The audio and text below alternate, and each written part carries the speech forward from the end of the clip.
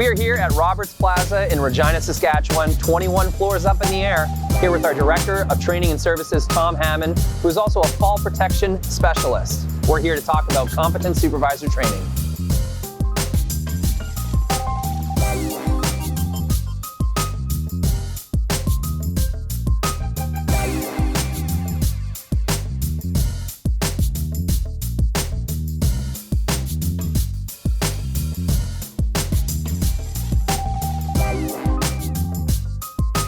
So, Tom, with all these different controls with fall protection, why is fall protection so complicated?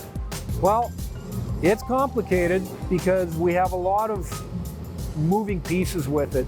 Part of it's legislation, part of it's standards, and a lot of training providers spend a lot of time covering the training and the standards, but not explaining to the student, why these are in place. When we have standards and we have legislation in place, it's in for a reason. And the reason it's usually there is something happened, something went, drastically wrong and people got hurt. So reading legislation or a standard to a student is one thing, but explaining why it's in place and actually teaching why we're doing things differently is one of the reasons fall protection gets complicated. A lot of people don't explain why. They just say, hey, do this because the legislation says so. But if you understand why, you can start piecing the pieces of the puzzle together and figuring out why we're doing it this way, opposed to just having somebody preach legislation at you.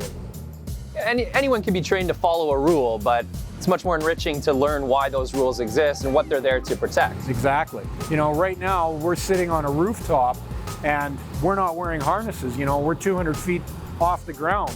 Well, why aren't we harnessed up? Well, the reality is we don't have to be. We've got a parapet behind us. The hazard's still there. We're still 200 feet in the air, but we've got an engineering control right behind us to prevent us from falling off.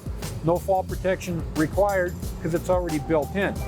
So why are we not wearing? Because we don't have to. Those are things that we need to explain to people. But at the same time, competent supervision is going to reinforce that to their people. Well, I'm sure all sorts of organizations could benefit from people knowing, people retraining in ways that they thought they already knew. For example, PPE is sometimes the first thing that someone will jump to. But as we investigate fall protection, that's one of the last measures that one should be taking. So it could even be the case where companies might be saving money operating more efficiently by having competent supervisors on their crew. Oh, absolutely. PPE is always our last choice. So when I'm training people and I start a course off, I often ask the question, what does fall protection mean to you? And oftentimes people put their hand up and say, a harness and a lanyard, and that's wonderful, but we're 200 feet off the ground now, and we're not wearing harnesses. Why?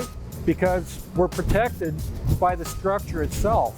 So PPE is only a small part of fall protection, and if we can find ways to eliminate the need for PPE through understanding and knowledge, that's great. Nobody wants to wear a harness, but when we have to, then we have to know that we're doing it right, and that's where competent supervisor training comes in place.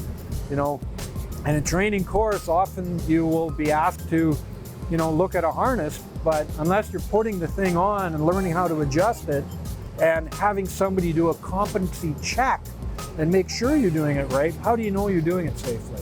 So we train the worker, we train the supervisor, we have them work together, we give them the knowledge, we give them the tools to make sure they're doing it right. So PPE, yeah, it's your last line of defense, but sometimes it's a big part of our world, but there's better ways. I don't want to wear a harness if I don't have to. But when I have to, I know how to put it on.